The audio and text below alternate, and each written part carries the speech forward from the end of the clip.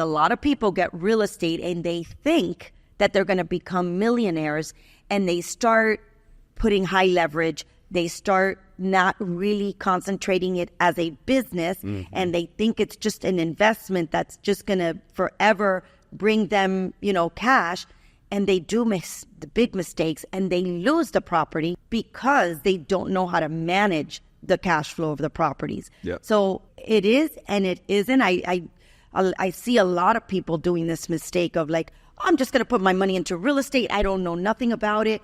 And they don't understand that, a single family home behaves differently than an apartment building, than a storage, retail, anything. All real estate investments, they behave so differently, and they have to be managed completely differently. And in certain markets, all of them go, they switch up, right? Yeah. So you got to be careful. You can't go into real estate blindly either, because we did it and we almost lost it all.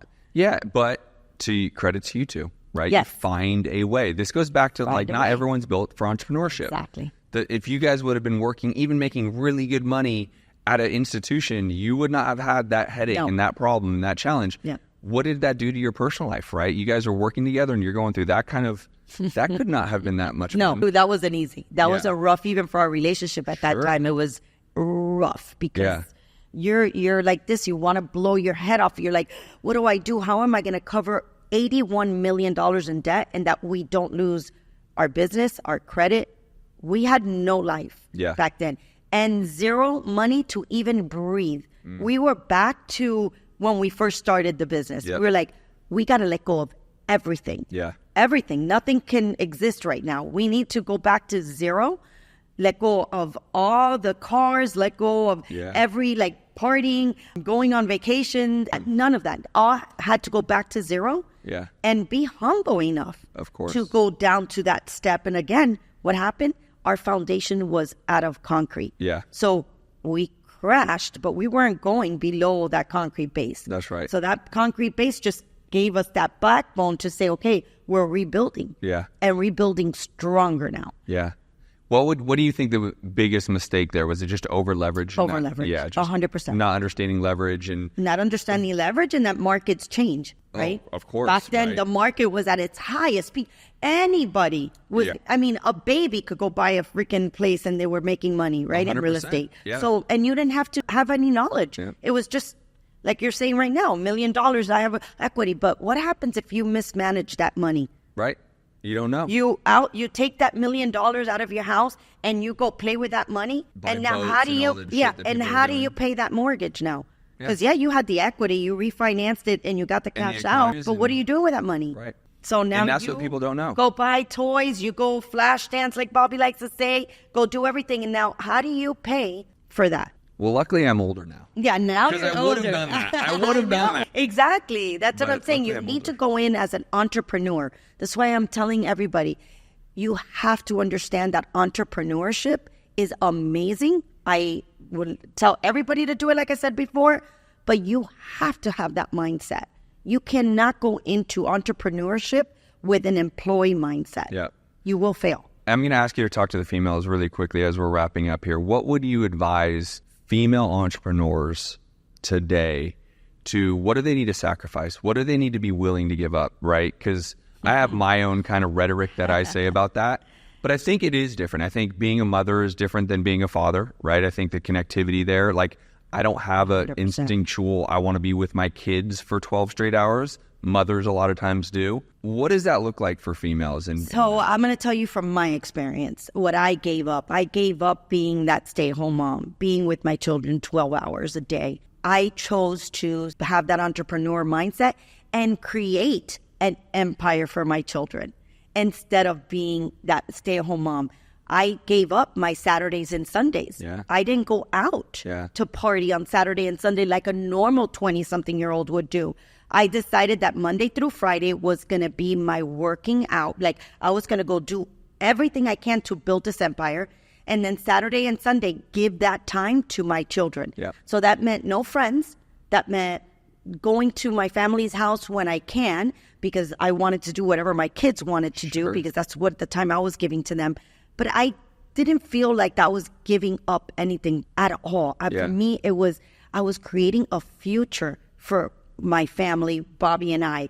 And then Friday nights, Bobby and I did date nights every Friday, meaning I didn't spend time with our kids on Friday nights. We would get home from work, sometimes even leave straight from work, because if they would see us, they would cry. Yeah. So we would go straight from work. We would bring whatever change of clothes, change at our office, and go on our date night. That was our time to be able to spend together. And then the kids, Saturday and Sunday. A lot of moms don't want to do this. Yeah. A lot of moms feel like they feel bad. I'm a bad mom. I'm not being there for my kids.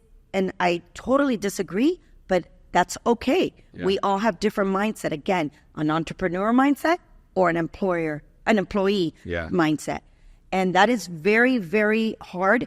But I tell you, entrepreneur mindset women, don't feel bad doing this. It's beautiful what you're going to be able to provide for your family afterwards. I would love to have my kids now say they appreciate it now. Of course, when they were little, they would cry and they would pout, and I don't want to be with a nanny, and I'm so whatever. But now they're like, you know what? I learned so much from you and Dad, because the tenacity, the perseverance, the consistency of what you guys have provided for us, you wouldn't have been able to provide it if you were a stay-at-home mom. Yeah. So don't be afraid of giving that up, because you're not giving it up. You're just giving it to them in a different form. And they will appreciate that later in life, because you can't build an empire if you don't go out there and pursue it for yourself. It's impossible. Well, one thing you do a really good job, even on this episode, but just all of your social media and everything that you do, and speaking from stage, is that you have to believe you can achieve it. And what you do is you show them, you don't even have to believe, look what I've done, right? Mm-hmm. It's not this mythical thing to have a 10-figure exit, to have 2,000 rental properties. Like, that's not a thing out there. I've done this, right? Then you need to do the hard work. You need to make those sacrifices and rinse and repeat every single day. But then you have to come across failure. And that, I think, is a lot of the breaking point, right? Is people aren't willing. Because when they fail, they feel like they're going to be judged. And so-and-so is going to say, you should have just been a mom, or you should have just... But you got to be able to push through that. That happened to me. Yeah. When we were first started. Shocker. My own parents and family members. Like, I can't believe you've done this, But I said, how do you get there if you don't fail?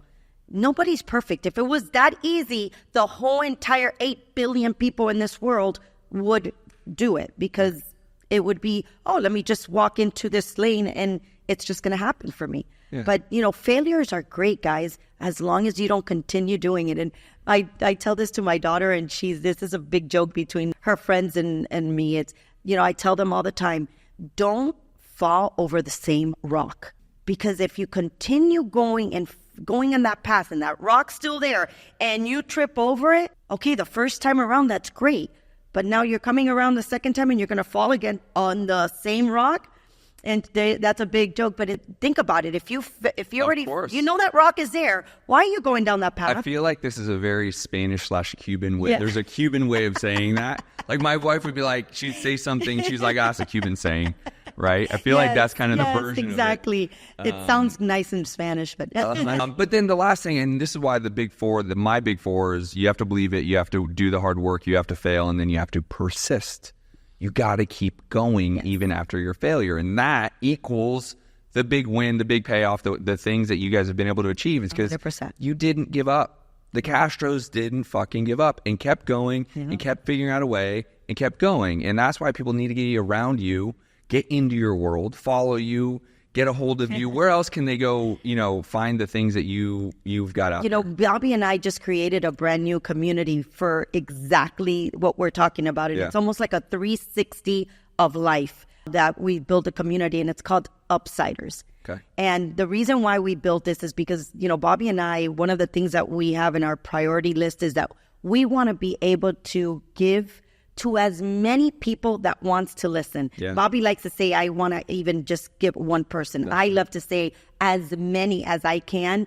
So the community, it's called the Upsiders Community. And if you go to Facebook and you look for it in the communities, you'll find there Upsiders Community. And we are giving a lot of, free information there. Content. And then there's also other platforms that we have inside that you could pay for, with which is a little bit more one-on-ones. But even just joining the Upsiders community, you know, we give a lot of insights of what we have gone through for you to not go through or just do it better, Yeah, you know? 100%. But that mindset, man, please, that mindset has to switch over. You can't not be a dot person.